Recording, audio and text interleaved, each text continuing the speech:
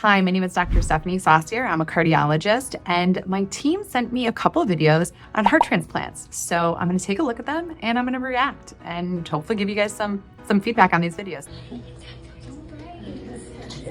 Hey, hi. So this is Desiree's dad, Daryl. My name is Catherine. I'm good. How are you? Thank you. I'm very happy to meet you too. The heart is strong, and she is kicking hard in there. Good. And so it's doing what it needs to do. And I did a 5K yesterday, something I've never been able to do in my life. Awesome. Never.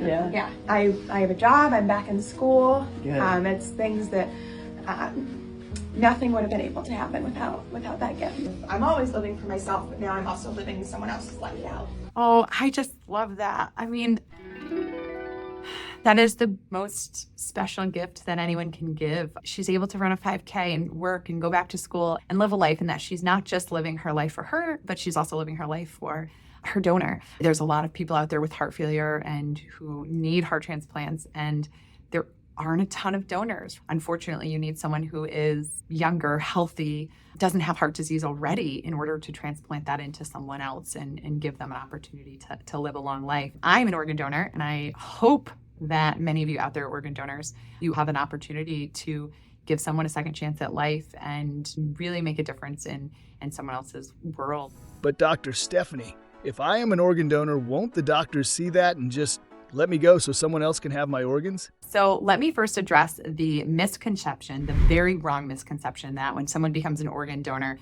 if they go into the hospital, that they get less care or not appropriate care. That is completely wrong. First of all, no one knows that you're an organ donor when you go into a hospital unless you are brain dead or we're considering brain death exams. That's really the only time we start even asking if someone is an organ donor or not. The other piece is, in order to donate organs, they need to be healthy, very good functioning organs. So we give you the best treatment even up until the moment that you become a donor. Now we're going to look at the second video. It's been 5 days since my heart transplant, and this is kind of how it went. Day 1, I was still in the vent.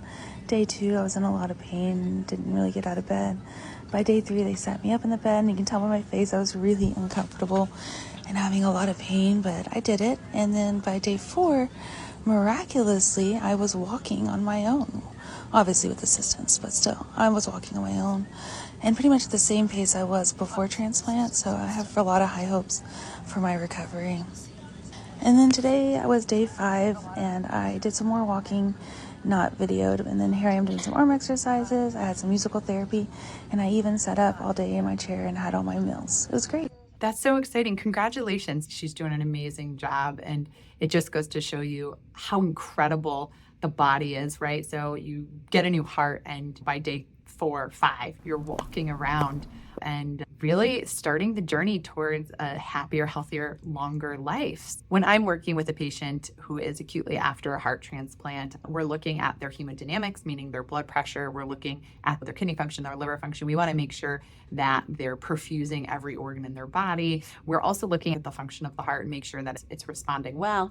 We also check to make sure that there's no signs of rejection. Patients get biopsies. It's a lot of blood work. It's a lot of tests, but ultimately all of those things are to make sure that the heart is doing well and it's succeeding in its new home. So there you have it.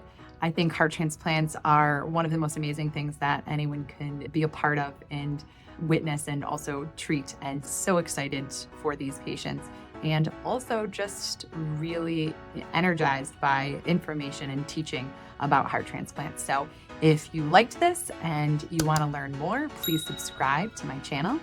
And also, I have a free heart health guide that you can check out. All right, I'll see you in the next one.